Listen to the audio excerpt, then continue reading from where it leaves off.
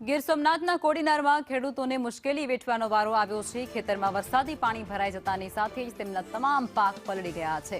વરસાદી પાણી ભરાઈ જતાની સાથે જ મગફળીના પાથરા પલળ્યા છે। ખેડૂતોની મહેનત પર વરસાદે પાણી ફેરવી દીધું છે। સહાય પેકેજ જાહેર કરવામાં આવે તેવી અત્યારે ખેડૂતો માંગ કરી રહ્યા છે।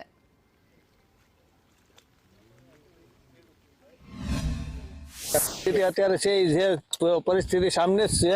માંડવીના પાથરા પડેલા છે અને અત્યાર સુધીમાં જે ખર્ચો જે કરવાનો હતો એ પૂરો થયો ને અત્યારે માલ લેવાની તૈયારી હતો ને આવી રીતનો વરસાદ થયો ભાઈ। હવે આમાં કોઈ વસ્તુ ઢોરનો ચારો ગયો, માલ ગયો ભાઈ અને ખેડૂત પૂરેપૂરી નુકસાનીમાં છે। અત્યારે 3-3.5 ઇંચ વરસાદ વરસી ગયો ને આ ખેતરમાં પાણી ભરાઈ ગયા।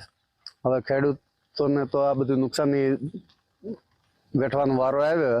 હવે સરકાર જો ખેડૂતોને સાંભે જોઈ અને કંઈક સહાય બહાય કરે તો ખેડૂતોને કંઈક મળે, બાકી તો માલનો સારો ને બારો બધી ફેલ ગયો।